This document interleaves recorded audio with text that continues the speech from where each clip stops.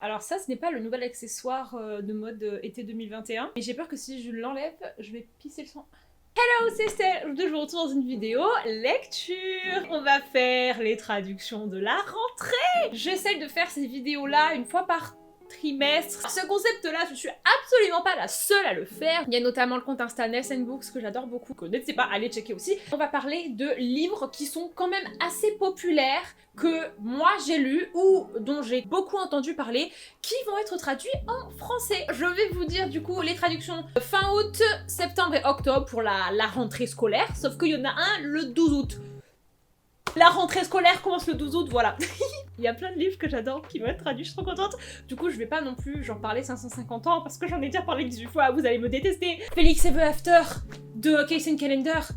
Est-ce que j'ai besoin d'expliquer? Donc c'est les éditions Slalom qui le publient le 12 août. En quelques mots, contemporain, young adulte, personnage principal de couleur, trans, romance et toute mignonne. Le livre-là retrace l'histoire de Félix. On va suivre en fait tous ses malheurs et toutes ses aventures alors qu'il est dans un camp d'été pour remonter ses notes. Que ce mec-là va se foutre dans un sacré pétrin avec un gars qu'il déteste qui s'appelle Declan. Et à partir de là, les choses vont évoluer entre eux. On a un petit hate to love, en même temps c'est un petit peu un friends to lovers. C'est un mélange de tout et franchement ce livre, moi je l'ai adoré. Je l'ai trouvé mais tellement frais en fait. Très très drôle aussi, très divers. Évidemment tous les personnages sont quasiment divers dans ce livre-là.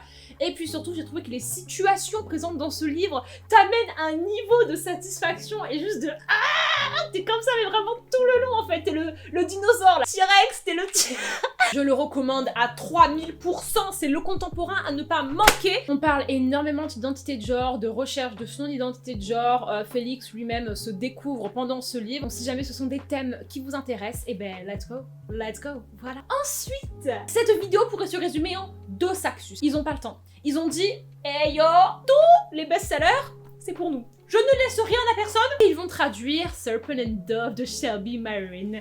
Ah là là, Serpent and Dove. Le livre qui a fait la plus grosse pente et la dépente. Putain. Serpent and Dove, c'est donc une trilogie de fantasy où les sorcières existent. Et personnellement, j'ai lu le tome 1 et le tome 2. Le tome 3 va sortir bientôt en anglais. On va suivre le personnage de Louise, connue sous le nom de Lou, qui est une sorcière, sauf que dans ce monde, les sorcières sont traquées, tuées, elles sont interdites à cause de leur magie, donc du coup, elle se déguise pour ne pas qu'on la reconnaisse, elle se fait passer pour quelqu'un d'autre, jusqu'au jour où elle se retrouve dans une situation assez malencontreuse avec un chasseur de sorcières, et la seule manière pour eux de s'en sortir, c'est de faire un faux mariage. Ça ne les arrange pas du tout tous les deux, parce que Louise, elle sait très bien que ce mec en face, qui s'appelle Reed, c'est un chasseur de sorcières, et elle a pas du tout envie de se retrouver avec lui, et Reed, lui, dans l'absolu, il est amoureux d'une autre meuf en fait, donc il a pas du tout envie de se marier avec elle, mais il ne sait pas que c'est une sorcière. Il y a beaucoup d'aventures, beaucoup de rebondissements et aussi beaucoup de romance. Quand j'ai lu il y a 2 ans, moi je vous cache pas que je l'ai absolument adoré, il a été dans mon top très longtemps, mais ces derniers temps j'ai lu certains posts qui parlaient de points qui étaient quand même pas top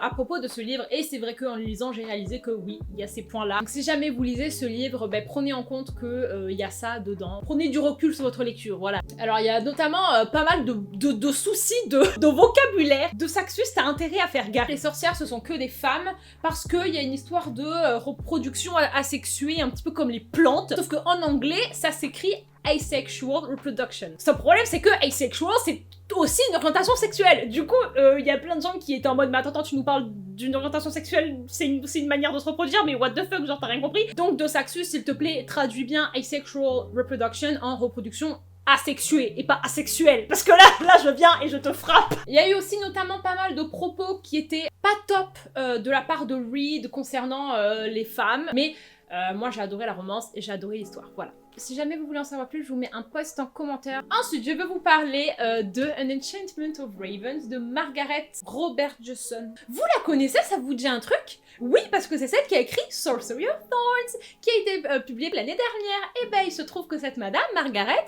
avant Sorcery of Thorns, elle a écrit An Enchantment of Ravens. Sauf que An Enchantment of Ravens est beaucoup moins bien noté et a reçu des critiques beaucoup plus mitigées que ceux qui s'attendent à quelque chose qui est aussi bien que Sorcery of Thorns. Peut-être que vous allez être un petit peu déçus. Après, Yondosé, parce que moi je ne l'ai pas lu, celui-là. Si vous avez envie de le lire, allez le lire. Et du coup, je vais vous donner un petit résumé.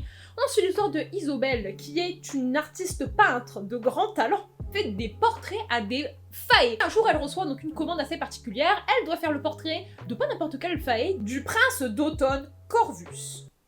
C'est pas très sexy comme prénom.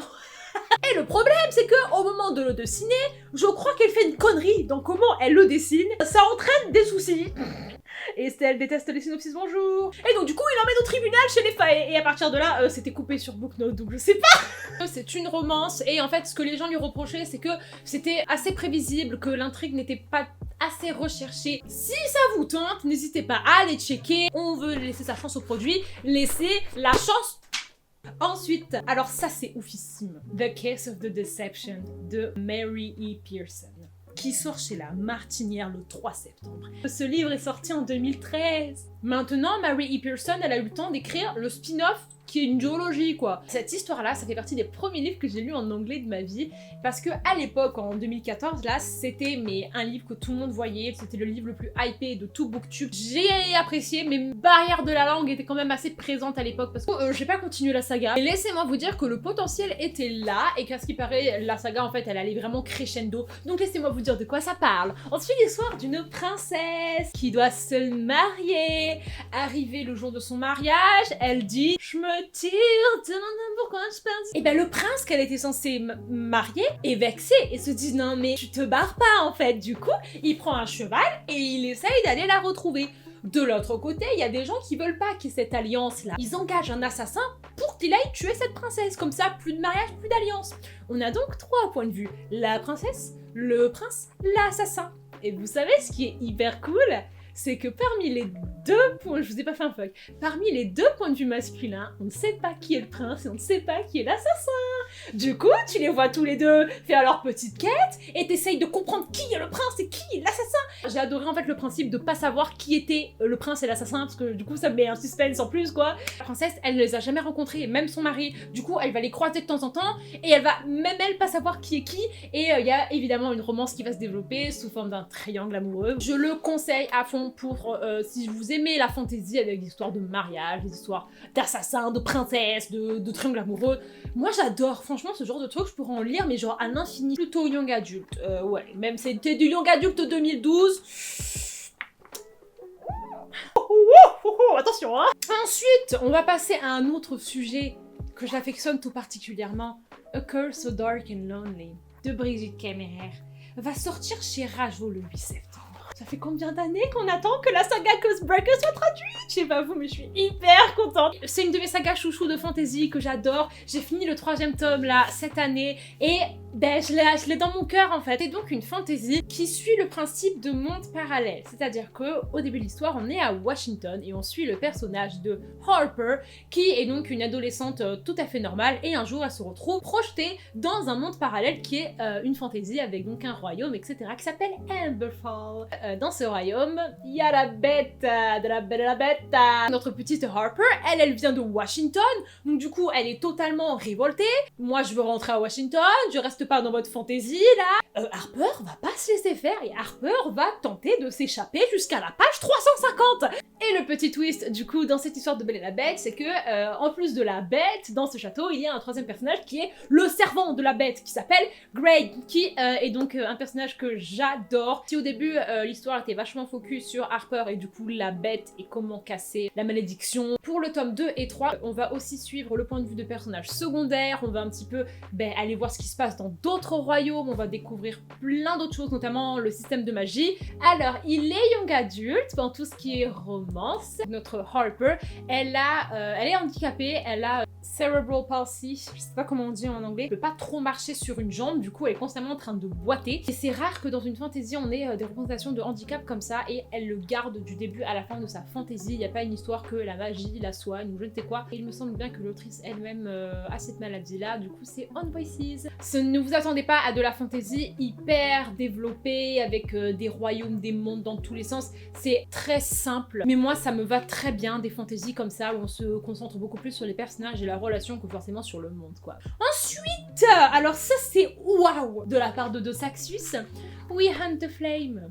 Je suis en train de le lire en plus, de Hafsa Faisal. J'avais déjà entendu parler de cette fantasy, mais depuis que je suis l'autrice sur TikTok, elle m'a encore plus donné envie de lire son livre parce que genre elle le vend trop bien, je l'adore et tout. C'est une fantasy dont l'univers est inspiré de l'ancienne Arabie. Voici l'histoire de Zafira qui est connue comme étant le hunter, donc le chasseur, sauf qu'elle est déguisée en homme. Du coup elle va chasser histoire de donner à manger à son peuple. De l'autre côté on suit l'histoire de Nasir, et qui est connu comme le prince de la mort. Ça, c'est un boyfriend material. C'est carrément un assassin. Genre là, je suis à la page 4, il a déjà tué 4 personnes. Tout va bien. Leur destin, qui à la base n'était pas du tout liés, vont devenir croisés, puisque elle va partir dans une espèce de quête pour retrouver un artefact qui pourrait réveiller la magie de son peuple, etc. Et Nasir, lui, va se donner comme mission de tuer le fameux Hunter, sans savoir que c'est une fille. T-Rex.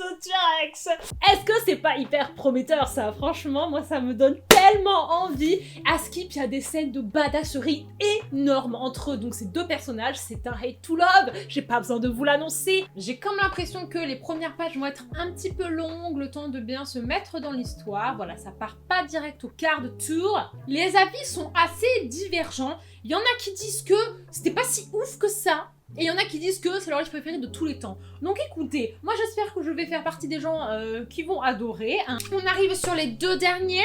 Premièrement, My Dear Fucking Prince de Casey McQuiston, qui est Red, White and Royal Blue. Alors je ne comprends pas pourquoi est-ce qu'on a changé le titre anglais pour mettre un autre titre anglais qui n'a rien à voir. On va suivre le prince de l'Angleterre et le fils de la présidente des États-Unis, qui sont donc deux personnalités publiques. Ils se détestent et lors d'un repas du président là, ils vont vraiment s'attaquer, genre ils vont en venir aux mains. Ça passe pas du tout à la presse quoi, et du coup leur famille vont leur dire faites style que vous êtes potes, et ils prennent la demande un petit peu trop au sérieux. Voilà, puisqu'ils vont traîner ensemble et ils vont découvrir que peut-être ils s'aiment pas mal tous les deux. Donc c'est une romance new adulte MM. J'ai eu un petit souci de style d'écriture, je sais pas pourquoi, mais là où tout le monde a eu un coup de cœur avec ce livre, moi il m'a juste plu. J'ai pas été non plus transcendée. Après faut dire que c'était ma période où je lisais beaucoup de MM, donc il s'est un petit peu noyé dans tous les autres que j'ai lus, et c'était une histoire qui était assez fraîche, très fun. La relation entre les deux personnages, c'était pas vraiment du hate to love, parce qu'ils vont pas rester en hate très longtemps, et qu'à la fin ils sont devenus quand même vachement mignons l'un avec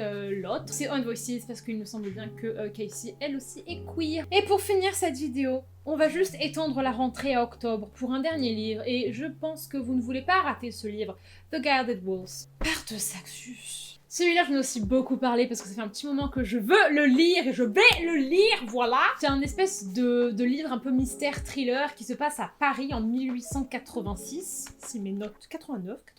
Dans Paris, il y a un petit peu une société secrète avec de la magie qui recherche une espèce d'artefact secret, et du coup ils vont essayer de construire une équipe de gens hyper variés afin de pouvoir faire cette mission. Ils vont donc recruter une danseuse, un historien, un assassin, enfin des gens qui ont des profils très différents. Ce livre, tout le monde le compare à Six of Crows. Tout le monde dit que c'est un Six of Crows un peu plus divers, que c'est un Six of Crows mais avec une autre vibe, un Six of Crows avec plus de mystère. Et moi j'ai bien aimé Six of Crows, et j'aime bien le principe qu'on mélange des gens qui sont hyper différents. Et je n'ai eu que des bonnes reviews, enfin j'ai entendu que des choses extraordinaires sur ce livre, donc moi je vais le lire. Il y a un ou deux personnages qui sont queer dans cette histoire là, et voilou, c'est tout pour moi. Et bien je crois que j'ai beaucoup parlé et qu'il y a déjà pas mal de livres, alors désolée si je vais encore une fois faire exploser votre pile à lire. En tout cas j'espère que les traducteurs vont vraiment prendre soin de ces livres et faire des traductions qui sont vraiment au top parce qu'ils le